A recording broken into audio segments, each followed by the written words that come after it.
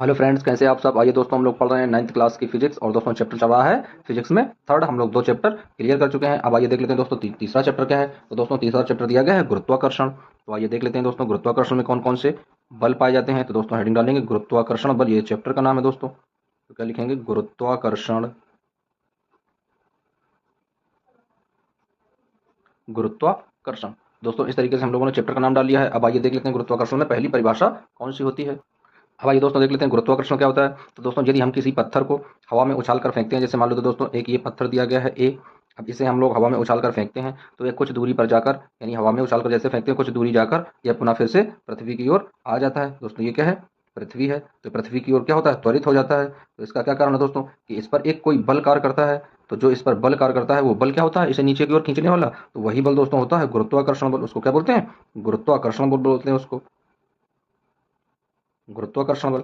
दोस्तों पृथ्वी क्या है, प्रत्येक वस्तु को अपने केंद्र की ओर खींचती है। दोस्तों गुरुत्वाकर्षण बल कहाँ कार्य करता है, तो यह कार्य करता है जिसका द्रव्यमान अधिक होता है, अधिक से कम द्रव्यमान वाली वस्तुओं को अपनी ओर ये आकर्षित करता है। तो दोस्तों कोई पत्थर यदि हम फेंकते हैं तो उसका द्रव्यमान पृथ्वी की द्रव्यमान की तुलना में बहुत सूक्ष्म होता है, इसलिए वह आकर पृथ्वी में पुनः वापस आ जाता है। तो दोस्तों गुरुत्वाकर्षण बल क्या होता है, यानी पृथ्वी प्रत्येक वस्तु को अपने केंद्र की ओर खींचती है, यानी दो वस्तुओं के द्रव्यमानों के बीच लगने वाले बल को क्या बोलते हैं, गुरुत्वाकर्षण। दोस्तों क्या है, दो वस्तुओं का जो द्रव्यमान है, मान लेते हैं किसी वस्तु का द्रव्यमान दिया गया है m1 और किसी वस्तु का जो द्रव्यमान दिया गया है m2 दिया गया है। तो दोस्तों इन दोनों के बीच में जो बल कार्य करेगा, इनके बीच में जो आकर्षण बल होगा, उस बल को दोस्तों बोलते हैं गुरुत्वाकर्षण बल। तो दोस्तों आइए हम लोग जान चुके हैं गुरुत्वाकर्षण बल क्या होता है। तो आइए अब इसको समझ लेते हैं, इसकी परिभाषा देख लेते हैं, इसका डेरिवेशन देख लेते हैं किस तरीके से गुरुत्वाकर्षण बल होता है। तो दोस्तों हेडिंग डालेंगे गुरुत्वाकर्षण बल।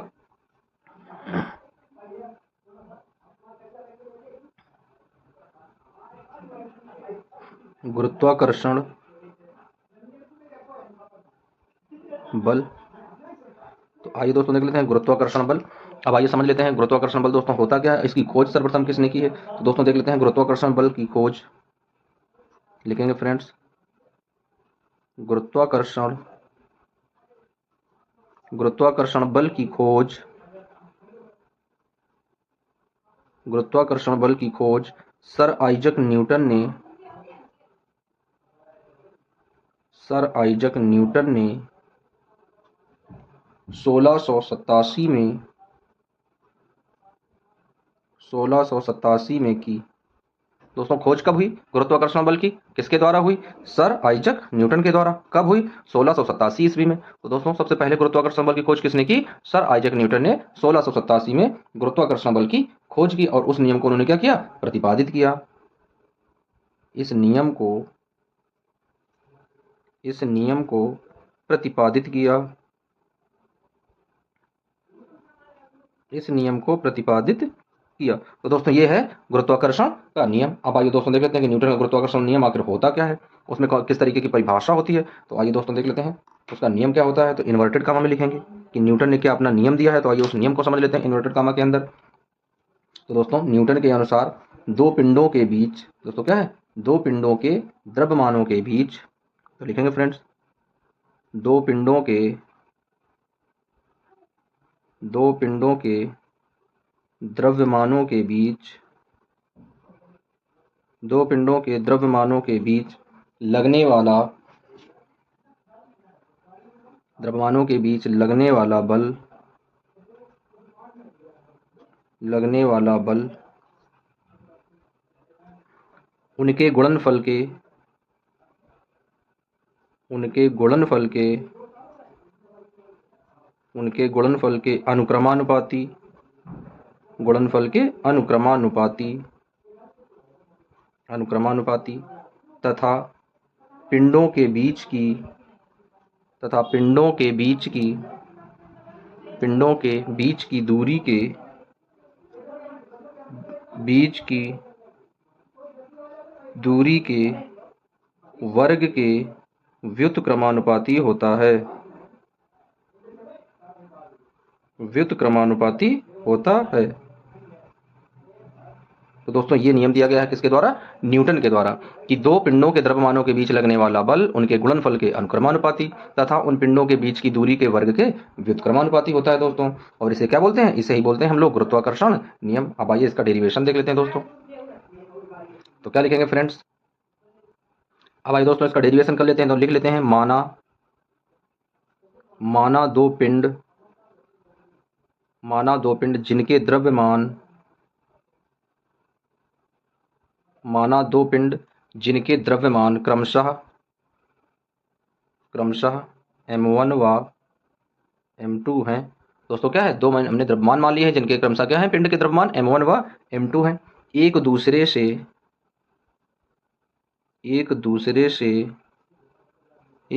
से r दूरी पर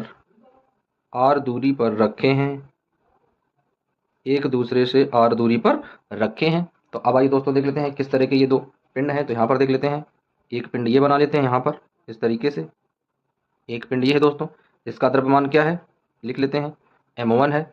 एक पिंड यहाँ बना लेते हैं दोस्तों इस तरीके से, इसका द्रव्यमान क्या है, इसका द्रव्यमान m2 है। और इनके दोस्तों केंद्र के बीच की दूरी, यानी दूरी कहाँ से लिखते हैं, उनके केंद्र से मापते हैं। तो r बराबर इस वाले के केंद्र से बीच की दूरी, ये r हो जाएगी। तो ये दोस्तों इस तरीके का। अब इनके बीच में जो लगने वाला बल है वो बल देख लेते हैं दोस्तों कि बल क्या है। क्या कह रहा है दोस्तों पहली कंडीशन में, तो पहली कंडीशन में कह रहा है कि दोनों पिंड हैं उनके द्रव्यमानों के बीच जो भी बल लगता है दोस्तों वो क्या होता है, उनके गुणनफल के अनुक्रमानुपाती होता है। तो आइए देख लेते हैं। तो दोस्तों बल के लिए F लिखते हैं, तो F अब अनुक्रमानुपाती है तो अनुक्रमानुपाती का चिन्ह लगा देंगे इस तरीके से। पहले वाले का द्रव्यमान लिख लेते हैं तो आ जाएगा m1 इंटू दूसरे वाले का द्रव्यमान लिखेंगे दोस्तों तो आ जाएगा m2, यानी F अनुक्रमानुपाती m1 इंटू m2। अब इसे मान लेंगे दोस्तों समीकरण नंबर 1, इसे पहला समीकरण बना लेंगे। अब आइए देख लेते हैं, कह रहा है दूसरे में, कह रहा कि जो उनके बीच की दूरी है दोस्तों, बीच की दूरी कितनी है, r है। तो कह रहा बीच की दूरी के वर्ग के, यानी r जो है इसका वर्ग के व्युत्क्रमानुपाती होता है। तो आइए देख लेते हैं दोस्तों, तो लगने वाला बल क्या है, F है। और दोस्तों अनुक्रमानुपाती और व्युत्क्रमानुपाती के जो चिन्ह होते हैं वो एकदम से समान होते हैं, तो चिन्ह तो वही बनेगा। लेकिन अनुक्रमानुपाती वाली जो चीज है वो सामने रखते हैं, और जो व्युत्क्रमानुपाती वाली चीजें होती हैं वो हम लोग बटे में लिखते हैं। तो क्या आ जाएगा, एक ऊपर हो जाएगा और बटे में r दिया गया दोस्तों, तो r लिखेंगे और इसी का स्क्वायर कर देंगे, कह रहा उसके वर्ग के। तो अब इसे मान लेते हैं दोस्तों समीकरण नंबर 2। अब आइए लिख लेते हैं समीकरण 1 व 2 से। तो लिखेंगे दोस्तों समीकरण 1 व 2 से। तो अब आइए दोस्तों देख लेते हैं, दोनों समीकरणों को आपस में मिलाते हैं तो क्या आ जाएगा, तो यहाँ पर आ जाएगा F, और यहाँ पर फिर से अनुक्रमानुपाती का चिन्ह बनाएंगे।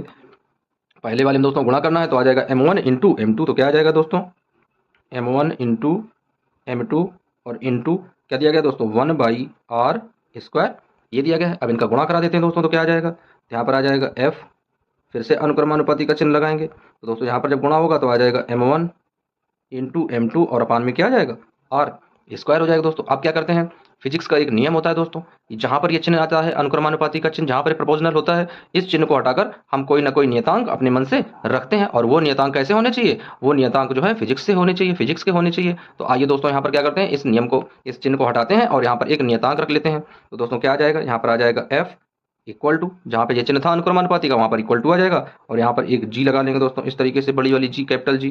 और यहाँ पर क्या आ जाएगा, m1 इंटू m2, और अपान में दोस्तों क्या दिया गया, r स्क्वायर। अब दोस्तों ये एक फार्मूला बन रहा है तो इसे इस तरीके से बंद कर देंगे, ये एक फार्मूला प्राप्त हो गया है इस तरीके से। दोस्तों ये फार्मूला हो गया, और ये फार्मूला किसका है, अब यहाँ पर लिख लेते हैं फ्रेंड्स। जहां पर ये G दिया गया दोस्तों, तो इस G के बारे में लिख लेते हैं। तो क्या लिखेंगे, जहां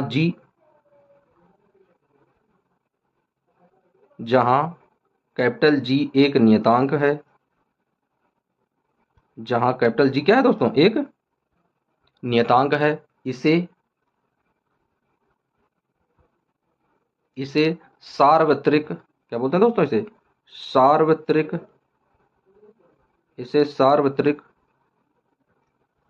गुरुत्वाकर्षण,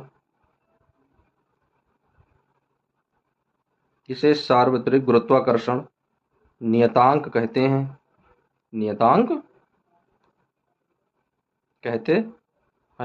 तो दोस्तों ये क्या है, इसे सार्वत्रिक गुरुत्वाकर्षण नियतांक कहते हैं। अब दोस्तों इसका मान देख लेते हैं, जहां ये सार्वत्रिक गुरुत्वाकर्षण नियतांक, या दोस्तों इसे स्थिरांक भी बोल देते हैं कभी कभी, तो ये मत सोचना कि ये चीजें गलत हैं, यानी नियतांक हो या स्थिरांक हो मतलब एक ही होती है, यानी चीजें जो हैं वो दोनों समान ही होती हैं। तो आइए दोस्तों देख लेते हैं, अब इस G का मान क्या दिया गया है। तो यहाँ पर लिखेंगे दोस्तों कि इस G की जो वैल्यू होती है वो क्या होती है, यानी जब यहाँ पर ये G मान रखेंगे तो इसका मान क्या आएगा, इसकी वैल्यू क्या आएगी दोस्तों। तो यहाँ पर वैल्यू लिख लेते हैं, तो क्या आ जाएगा, कैपिटल G का मान क्या होता है दोस्तों, तो आ जाएगा कैपिटल G इक्वल टू, इसका मान होता है दोस्तों 6.67 इंटू 10⁻⁻11 न्यूटन मीटर स्क्वायर प्रति किलोग्राम स्क्वायर। दोस्तों ये इसका क्या है, मान होता है। इस सार्वत्रिक गुरुत्वाकर्षण जी का ये मान होता है दोस्तों 6.67 इंटू 10⁻11 न्यूटन मीटर स्क्वायर प्रति केजी स्क्वायर। तो दोस्तों ये इसका मान होता है, और ये क्या है, ये आ गया दोस्तों न्यूटन का पूरा गुरुत्वाकर्षण नियम। आइए इसे एक बार और समझ लेते हैं, थोड़ा इंपॉर्टेंट नियम है दोस्तों। तो न्यूटन का नियम क्या है, आइए देख लेते हैं एक बार, इसे रिवीजन के तौर पर देख लेते हैं दोस्तों। बहुत ही इंपॉर्टेंट नियम है आप लोगों के एग्जाम की दृष्टि से। दोस्तों क्या है, गुरुत्वाकर्षण बल क्या होता है। गुरुत्वाकर्षण बल की खोज सर आइजक न्यूटन ने 1687 में की। इस नियम को प्रतिपादित किया दोस्तों। नियम क्या है, तो नियम दोस्तों यहाँ से प्रारंभ होता है जहाँ से इन्वर्टेड कॉमा लगा। बहुत ही इंपॉर्टेंट नियम है। दो पिंडों के द्रव्यमानों के बीच लगने वाला बल उन पिंडों के द्रव्यमान दोस्तों क्या है, उनके गुणनफल, यानी उन पिंडों के, जो पिंडों का द्रव्यमान है उनके गुणनफल के अनुक्रमानुपाती तथा पिंडों के बीच की दूरी के वर्ग के व्युत्क्रमानुपाती होता है। अब दोस्तों जब डेरिवेशन करते हैं तो माना दो पिंड जिनके द्रव्यमान क्रमशः m1 व m2 हैं तथा एक दूसरे से r दूरी पर रखें, यानी दोनों के बीच की दूरी कितनी है, r है। तो दोस्तों यहाँ पर इस तरीके से ये पूरा फॉर्मेट बना लेते हैं और ये पूरा क्या करते हैं, फार्मूला ज्ञात कर लेते हैं। अब आइए दोस्तों देख लेते हैं जी के बारे में कुछ महत्वपूर्ण पॉइंट, और दोस्तों उसके बाद में दूसरा टॉपिक देख लेते हैं। तो आइए जी समझ लेते हैं, जी क्या है दोस्तों यहाँ पर। आइए दोस्तों देख लेते हैं जी का पॉइंट, जी को समझ लेते हैं। जी क्या है यहाँ पर, बहुत ही इंपॉर्टेंट पॉइंट है दोस्तों, इस वजह से स्टार बना दिए हैं। तो दोस्तों क्या लिखेंगे, इसका मान किन्हीं दो वस्तुओं के लिए, क्या है दोस्तों, इसका मान किन्हीं दो वस्तुओं के लिए, इसका मान किन्हीं दो वस्तुओं के लिए, किन्हीं दो वस्तुओं के लिए, इसका मान किन्हीं दो वस्तुओं के लिए सभी स्थानों पर, सभी स्थानों पर, सभी स्थानों पर एक समान होता है, एक समान होता है। दोस्तों इसका जो मान है वह सभी स्थानों पर कैसा होता है, एक समान होता है, यानी जी के मान में कोई परिवर्तन नहीं होता है। इसीलिए इसे क्या बोलते हैं, सार्वत्रिक बोलते हैं, यानी सभी जगह मान होता है। अब आइए दूसरा पॉइंट देख लेते हैं दोस्तों। तो दूसरा स्टार बना देंगे, जी को सार्वत्रिक, वही बात आ गई दोस्तों जो अभी बताया था, जी को सार्वत्रिक, जी को सार्वत्रिक स्थिरांक कहते हैं। जी को सार्वत्रिक स्थिरांक कहते हैं। जी को क्या कहते हैं दोस्तों, सार्वत्रिक स्थिरांक कहते हैं, क्योंकि इसका मान, क्योंकि इसका मान, क्योंकि इसका मान मध्यवर्ती माध्यम की, मध्यवर्ती माध्यम की, मध्यवर्ती माध्यम की प्रकृति, माध्यम की प्रकृति या तापमान, प्रकृति या, प्रकृति या तापमान या अन्य किसी, या अन्य किसी, या अन्य किसी प्रतिवर्त पर, प्रतिवर्त पर निर्भर नहीं करता है, निर्भर नहीं करता है। क्या करता है दोस्तों, यह किसी अन्य प्रतिवर्त पर निर्भर नहीं करता है। तो दोस्तों ये होता है न्यूटन का गुरुत्वाकर्षण नियम। अब आइए दोस्तों, न्यूटन जब गुरुत्वाकर्षण बल दोस्तों फार्मूला क्या होता है, उसे न्यूटन से हम लोग व्यक्त करते हैं, यानी बल का जो मात्रक है वही होता है, न्यूटन होता है। अब आइए दोस्तों देख लेते हैं न्यूटन की गति का तीसरा नियम और उसका गुरुत्वाकर्षण नियम से क्या संबंध है दोस्तों, संबंध को देख लेते हैं। बहुत ही इंपॉर्टेंट टॉपिक है दोस्तों ये।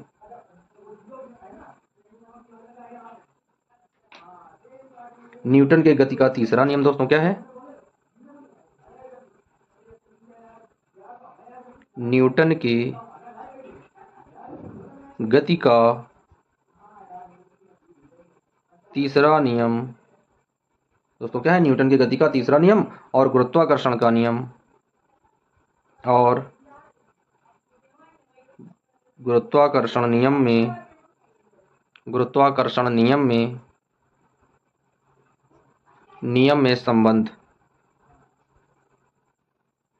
नियम में संबंध।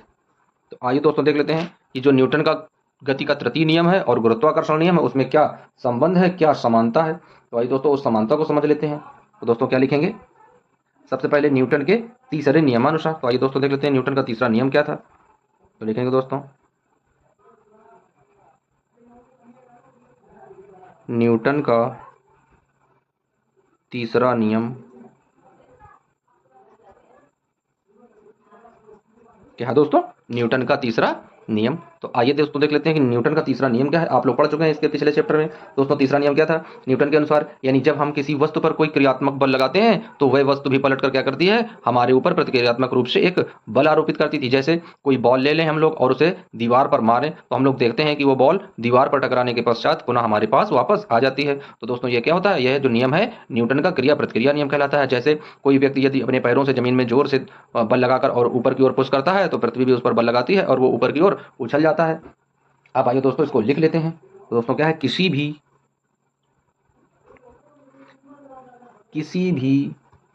क्रिया के लिए किसी भी क्रिया के लिए क्या है दोस्तों, किसी भी क्रिया के लिए ठीक उसके बराबर ठीक उसके बराबर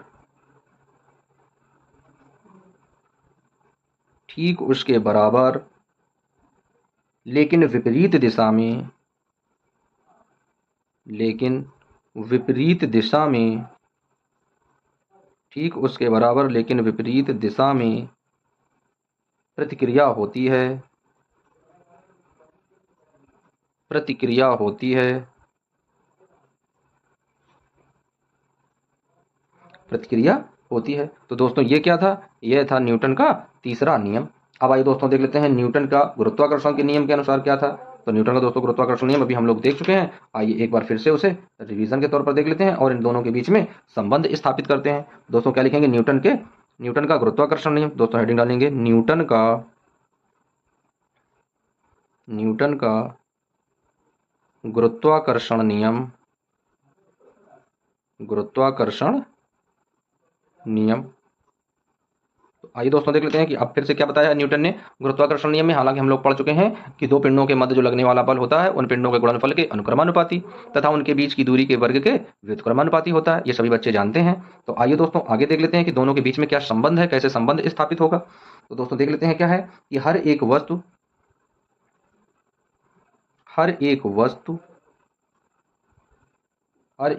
इस ब्रह्मांड में, दोस्तों क्या है, हर एक वस्तु इस ब्रह्मांड या संसार में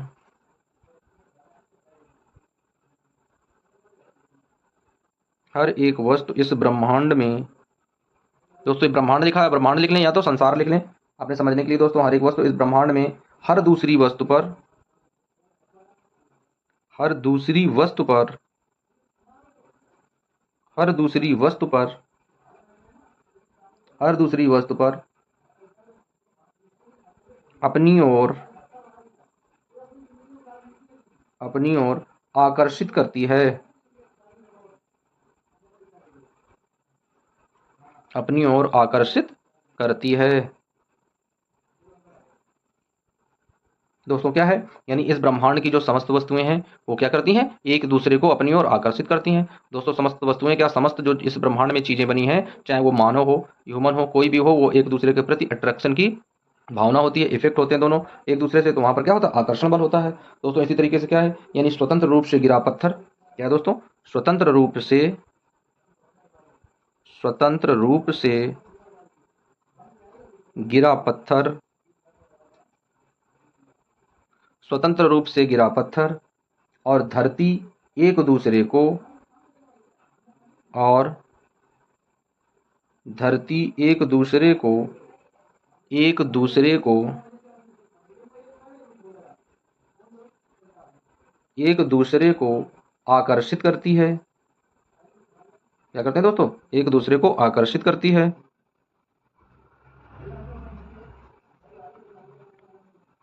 आकर्षित करती है दोस्तों। अतः पृथ्वी उसे अपने केंद्र की ओर अतः पृथ्वी उसे अपने केंद्र की ओर पृथ्वी उसे अपने केंद्र की ओर पृथ्वी उसे अपने केंद्र की ओर खींचती है। दोस्तों क्या है, पृथ्वी क्या करती है, प्रत्येक वस्तु को अपने केंद्र की ओर खींचती है। जैसा कि बताया, जैसे दोस्तों हम इस तरीके से एक पेन को पकड़े हैं, इसको ऐसे छोड़ देंगे, फट से नीचे गिर जाएगा। तो ये क्या है दोस्तों, यहाँ पर भी गुरुत्वाकर्षण बल हो रहा है। आप लोग देख सकते हैं कि ये जो यहाँ पर एक कैप हम लिए हैं दोस्तों, तो इस तरीके से कैप को ऊपर रख रहे हैं यहाँ से, और जैसे ही कैप को छोड़ेंगे दोस्तों, ये जाकर नीचे गिर जाएगा एकदम इस तरीके से। तो ये क्या है, पृथ्वी जो है उस प्रत्येक वस्तु को अपने केंद्र की ओर इस तरीके से दोस्तों खींचती है। जैसे कोई चीज ऊपर है और जैसे इसे नीचे से जाएगी तो इसे अपने केंद्र की ओर खींचेगी। दोस्तों यही बल क्या होता है, गुरुत्वाकर्षण बल होता है। लेकिन न्यूटन की गति के दोस्तों क्या है, लेकिन न्यूटन की गति के न्यूटन की गति के तृतीय नियम से गति के तृतीय नियम से न्यूटन के गति के तृतीय नियम से। तो दोस्तों न्यूटन की गति का तृतीय नियम क्या कहता था, तो जैसा कि हम लोग जानते हैं कि पत्थर द्वारा भी पृथ्वी को अपनी ओर खींचना चाहिए। दोस्तों क्या है, नियम से, यानी जैसे पत्थर कोई है दोस्तों, पत्थर जैसे हम छोड़ते हैं जाकर पृथ्वी पर गिर पड़ता है। दोस्तों ये क्या है, गुरुत्वाकर्षण बल है। न्यूटन ने क्या बताया था कि अपना गति का जो तीसरा नियम दिया था, यानी जैसे ही कोई वस्तु हम लोग ऊपर, यानी जब जैसे कोई पत्थर छोड़ते हैं वो जाकर पृथ्वी में गिरता है, तो दोस्तों वो पत्थर जो है वो पृथ्वी को अपनी ओर क्यों नहीं आकर्षित करता, इसका क्या कारण है। तो आइए दोस्तों उन कारणों को हम लोग समझ लेते हैं। तो न्यूटन के तृतीय यानी गति विषयक जो तृतीय नियम है उसके द्वारा देख लेते हैं क्या उन्होंने बताया था। पत्थर द्वारा भी पृथ्वी को क्या बताया था दोस्तों उन्होंने, कि पत्थर द्वारा भी पृथ्वी को अपनी ओर खींचना चाहिए, खींचना चाहिए और खींचना चाहिए और वास्तव में पत्थर भी और वास्तव में पत्थर भी वास्तव में पत्थर भी पृथ्वी को अपनी तरफ खींचता है, पृथ्वी को अपनी तरफ खींचता है।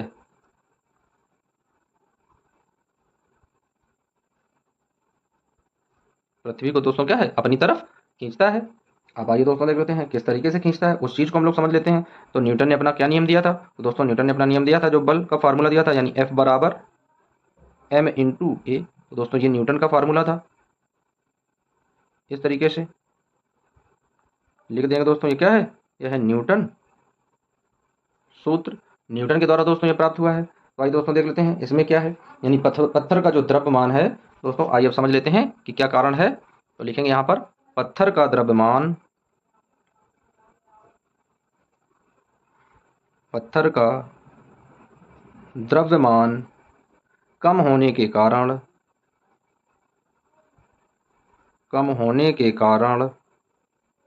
पत्थर का द्रव्यमान कम होने के कारण उसके वेग में त्वरण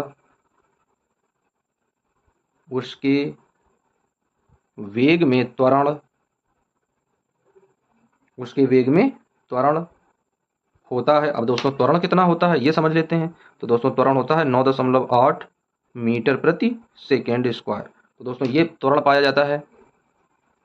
लेकिन पृथ्वी का द्रव्यमान त्वरण होता है, लेकिन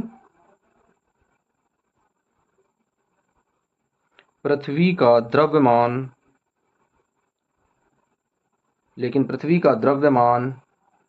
अधिक होने के कारण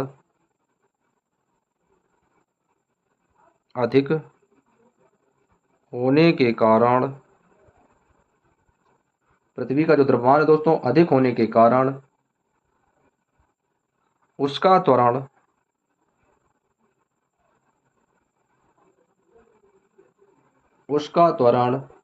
1.65, दोस्तों उसका त्वरण कितना हो जाता है, 1.65 गुणे 10⁻⁻24 और मीटर प्रति सेकेंड स्क्वायर। ये तो दोस्तों यूनिट होती है उसकी। जो इतना कम होता है जो इतना कम होता है कि अनुभव भी नहीं किया जा सकता, कि अनुभव भी नहीं किया जा सकता, यानी इतना कम होता है दोस्तों कि उससे हम लोग अनुभव भी नहीं कर सकते हैं, अनुभव भी नहीं किया जा सकता है। तो ये होता है दोस्तों क्या, गुरुत्वाकर्षण, यानी न्यूटन का गुरुत्वाकर्षण का नियम और न्यूटन का गति का जो तीसरा नियम है, दोनों में क्या समानता है दोस्तों, बहुत ही ज़्यादा इंपॉर्टेंट है। और कई बार एग्जाम में इस तरह के क्वेश्चन पूछे जाते हैं कि दोस्तों यदि न्यूटन ने ये कहा है कि पृथ्वी जो है प्रत्येक वस्तु को अपने केंद्र की ओर खींचती है, वहीं दोस्तों उन्होंने जो अपने गति विषय में अपना तीसरा नियम दिया है कि किसी वस्तु पर जो हम क्रियात्मक बल लगाते हैं तो वह वस्तु भी हम पर क्या करती है, पलटकर प्रतिक्रियात्मक रूप से बल लगाती है, जिसे न्यूटन का क्रिया प्रतिक्रिया का नियम भी कहते हैं। तो दोस्तों इस तरीके से हम लोगों ने समझ लिया। अब आइए देख लेते हैं कि गुरुत्वाकर्षण का जो सार्वत्रिक नियतांक है उसका क्या महत्व होता है दोस्तों। तो आइए हेडिंग डाल लेते हैं दोस्तों, कुछ पॉइंट है वो समझेंगे हम लोग। तो हेडिंग डाल लेते हैं दोस्तों, क्या गुरुत्वाकर्षण के गुरुत्वाकर्षण के गुरुत्वाकर्षण के सार्वत्रिक सार्वत्रिक नियम का महत्व, नियम का महत्व। तो आइए दोस्तों देख लेते हैं क्या महत्व है नियम का। पहला पॉइंट देख लेते हैं। तो दोस्तों पहला पॉइंट क्या, हमें पृथ्वी से बांधे रखने वाला बल है। यह बल कैसा होता है, हमें पृथ्वी से बांधे रखने वाला बल है। दोस्तों गुरुत्वाकर्षण बल क्या करता है, हमको यानी हम लोगों को पृथ्वी से क्या करता है, टाई अप रखता है, पृथ्वी से जोड़े रखता है, पृथ्वी से बांधे रखता है। अब आइए दोस्तों दूसरा पॉइंट देख लेते हैं। तो दूसरा पॉइंट क्या है, पृथ्वी के चारों ओर चंद्रमा की गति इसी के कारण होती है, यानी पृथ्वी के चारों ओर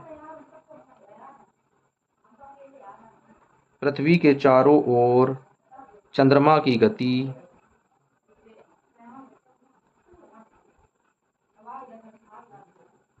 यानी पृथ्वी के चारों ओर चंद्रमा की गति। तो दोस्तों पृथ्वी के चारों ओर जो चंद्रमा गति करता है उसमें किसका कारण होता है, सार्वत्रिक गुरुत्वीय स्थिरांक, यानी सार्वत्रिक गुरुत्वाकर्षण नियम जो है उसी के कारण वहां पे चंद्रमा जो है पृथ्वी के चारों ओर चक्कर लगाती है दोस्तों, घुमा करती है बराबर। अब आइए दोस्तों अगला पॉइंट देख लेते हैं, क्या है, सूर्य के चारों ओर ग्रहों की गति। सूर्य के चारों ओर ग्रहों की गति, जो सूर्य के चारों ओर ग्रह होते हैं वो क्या करते हैं, सूर्य के चारों ओर ग्रह चक्कर लगाते हैं, उसमें भी दोस्तों क्या होता है, गुरुत्वाकर्षण नियम होता है। तो दोस्तों इस तरीके से एक और दोस्तों इंपॉर्टेंट पॉइंट लिख लेते हैं, बहुत ही ज़्यादा कई बार एग्जाम में दोस्तों पूछा भी जाता है। आइए यहीं पर लिख लेते हैं, एक अंतिम पॉइंट है दोस्तों, इस तरीके से यहाँ पर समझ लेंगे हम लोग, स्टार बना लेते हैं उस पॉइंट में। चंद्रमा और सूर्य के कारण क्या है दोस्तों, चंद्रमा और सूर्य के कारण चंद्रमा और सूर्य के कारण ज्वार भाटा। तो दोस्तों क्या आप लोग जानते हैं कि ज्वार भाटा क्या होता है। तो दोस्तों आप लोगों को बता देते हैं कि समुद्र में क्या होता है, प्रकाशिक घटनाएं होती हैं, और जब दोस्तों पूर्णिमा होती है, जिस पूर्णिमा के समय में जब चंद्रमा पूरा होता है, पूरी तरीके से उसका प्रकाश पृथ्वी तक आता है, तो दोस्तों उस तरीके से फिर चंद्रमा के पूर्ण होने पर जो उसका प्रकाश आता है, शीतल प्रकाश आता है, समुद्र पर पड़ता है, तो उसके द्वारा दोस्तों क्या होता है, ज्वार भाटा उत्पन्न होते हैं। ज्वार भाटा क्या होता है, तो पानी का दोस्तों फुब्बारा होता है, वो ऐसे आकर ऊपर तक उठता है, यानी जो समुद्र में जो पानी होता है दोस्तों वो ऊपर आकर इस तरीके से उठता है, जिसे दोस्तों ज्वार भाटा बोलते हैं। और यह किस कारण होता है, चंद्रमा के आकर्षण के कारण और गुरुत्वीय स्थिरांक के कारण दोस्तों, यानी गुरुत्वाकर्षण का नियम उसमें लगता है और चंद्रमा का आकर्षण होता है। चंद्रमा और सूर्य के कारण ज्वार भाटा उत्पन्न होते हैं दोस्तों, कहाँ उत्पन्न होते हैं, समुद्र में। तो ये पॉइंट आप लोग जरूर याद रखिएगा कि ज्वार भाटा की घटना किसके कारण होती है, तो दोस्तों चंद्रमा और सूर्य के कारण, जो सार्वत्रिक गुरुत्वीय स्थिरांक है उसके कारण, यानी चंद्रमा का जो आकर्षण होता है उसके कारण ज्वार भाटा उत्पन्न होते हैं। तो आइए दोस्तों अगला पॉइंट देख लेते हैं, अगला पॉइंट क्या है। तो दोस्तों अगला पॉइंट जो दिया गया है वो है मुक्त पतन। तो दोस्तों हेडिंग डाल लेते हैं, मुक्त पतन। तो आइए फ्रेंड्स देख लेते हैं मुक्त पतन क्या होता है। तो इसे किस तरीके से हम लोग डिफाइन करते हैं। तो दोस्तों मुक्त पतन क्या होता है, जब किसी वस्तु को, क्या दोस्तों, जब किसी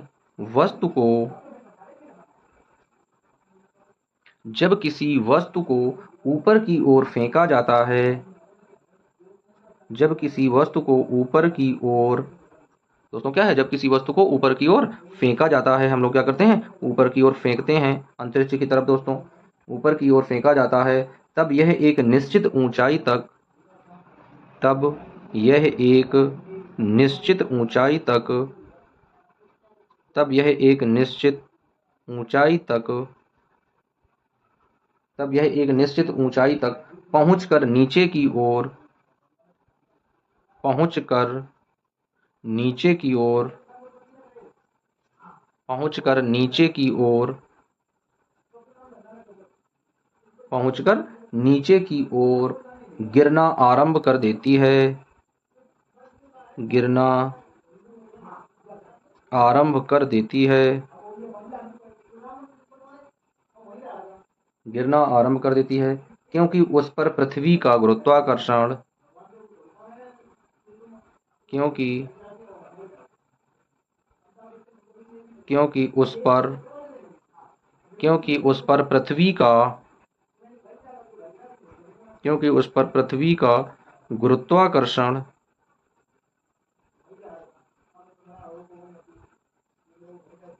गुरुत्वाकर्षण बल आरोपित होता है गुरुत्वाकर्षण बल आरोपित होता है गुरुत्वाकर्षण बल आरोपित होता है। तो दोस्तों इस तरीके से हम लोग समझ गए कि मुक्त पतन क्या होता है। दोस्तों क्या करते हैं हम लोग एक पत्थर को लें, एक छोटे से टुकड़े को लो पत्थर के, और उसे क्या करें, जितनी हमारे अंदर ताकत है, जितनी हमारे अंदर ऊर्जा है, जितना हम लोग दोस्तों खाना खाते हैं, जितनी अभी तक हम लोगों ने ताकत बनाई है, बॉडी साड़ी डोले सोले बनाए हो, उसे क्या करते हैं एकदम तेजी से उछालकर हवा में एकदम से ऊपर की ओर मारते हैं रॉकेट के तरीके से। फिर दोस्तों उस पत्थर को हम लोग देखते हैं कि वह एक सीमा तक, यानी उसकी जो सबसे उच्चतम सीमा होती है, वहां तक जाकर वो पत्थर क्या है, फिर से धीरे धीरे आकर पृथ्वी की तरफ गिरने लगता है। तो दोस्तों जैसे वो धीरे धीरे आकर पृथ्वी की तरफ गिरने लगता है, तो उस पत्थर पर क्या होता है, कोई एक बल कार्य कर रहा होता है। तो दोस्तों उसी बल को क्या बोलते हैं, गुरुत्वाकर्षण बल बोलते हैं। और वो बल किसके द्वारा लगाया जाता है उस पत्थर पर, वो बल लगाया जाता है दोस्तों पृथ्वी के द्वारा। यानी पृथ्वी का उस पर क्या कार्य करता है, गुरुत्वाकर्षण बल कार्य करता है, जिसकी वजह से कुछ समय बाद वो पत्थर आकर पुनः पृथ्वी में गिर जाता है। तो दोस्तों यह क्रिया क्या कहलाती है, यह क्रिया कहलाती है मुक्त पतन। समझ में आ गया अच्छे से एकदम। अब आइए इसका अगला भाग देख लेते हैं। तो दोस्तों इसका दूसरा भाग देख लेते हैं कि मुक्त पतन का दूसरा भाग क्या होता है, दूसरे भाग में किस तरीके से मुक्त पतन होता है, ये भी हम लोग समझते चलें। बहुत ही इंपॉर्टेंट टॉपिक है दोस्तों। गुरुत्वाकर्षण के बारे में कई बार बहुत सारे क्वेश्चन कॉम्पिटिटिव एग्जाम में भी आते हैं। दोस्तों आप लोगों की जो साइंस है, ये कई बार जो कंपटीशन लेवल के दोस्तों जो साइंस होती है, जिसमें कंपटीशन में इस तरह के जनरल साइंस के क्वेश्चन पूछे जाते हैं, उनमें भी इसी तरह के क्वेश्चन आते हैं, ज़्यादातर गुरुत्वाकर्षण वाले से। तो दोस्तों देख लेते हैं मुक्त पतन का जो दूसरा पॉइंट होता है वो क्या होता है, किसी वस्तु का पृथ्वी के, क्या लिखेंगे दोस्तों, किसी वस्तु का किसी वस्तु का पृथ्वी के किसी वस्तु का पृथ्वी के गुरुत्वीय बल के अभाव में गुरुत्वीय बल के अभाव में गुरुत्वीय बल के अभाव में पतन पतन दोस्तों पतन का मतलब समझते हो, गिरना। पतन का मतलब क्या होता है, गिरना। किसी चीज का गिरना ही पतन कहलाता है। पतन मुक्त पतन कहलाता है, मुक्त पतन कहलाता है। गिरना दोस्तों क्या कहलाता है, मुक्त पतन कहलाता है। मुक्त पतन में मुक्त पतन में मुक्त पतन में वस्तु के वेग की दिशा वस्तु के वेग की दिशा वस्तु के वेग की दिशा में कोई परिवर्तन नहीं होता है। दिशा में कोई परिवर्तन नहीं होता है, कोई परिवर्तन नहीं होता है। तो दोस्तों हम लोग क्या पढ़ रहे हैं, हम लोग पढ़ रहे हैं मुक्त पतन। तो क्या कह रहा है, मुक्त पतन वह एक पतन कहलाता है जिसमें वस्तु के वेग की दिशा में कोई परिवर्तन नहीं होता है, क्योंकि वह हमेशा पृथ्वी की तरफ क्योंकि क्योंकि वह हमेशा क्योंकि वह हमेशा पृथ्वी की तरफ क्योंकि वह हमेशा क्या है दोस्तों, पृथ्वी की तरफ गिरती है। वह हमेशा कहाँ गिरती है, पृथ्वी की तरफ गिरती है। तो उसके वेग में कोई परिवर्तन नहीं होता है, लेकिन वस्तु के वेग के परिमाण में परिवर्तन होता है। लेकिन वस्तु के वेग के परिमाण में परिवर्तन होता है। तो दोस्तों वस्तु के वेग के परिमाण में क्या होता है भाई, परिवर्तन हो जाता है। पृथ्वी के गुरुत्वीय बल के कारण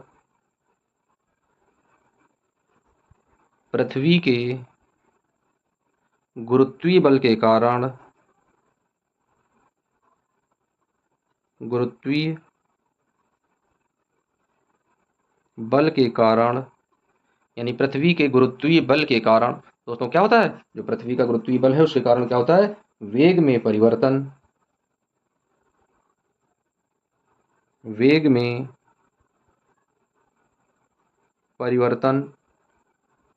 या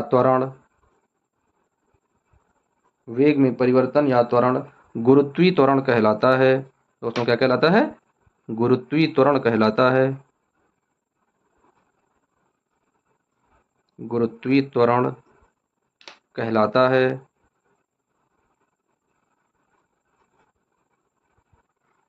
त्वरण कहलाता है। इसे जी से प्रदर्शित करते हैं।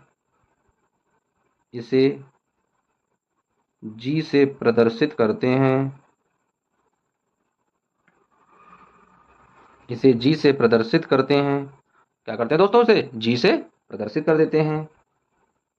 इसका मात्रक वही होता है। इसका मात्रक वही होता है।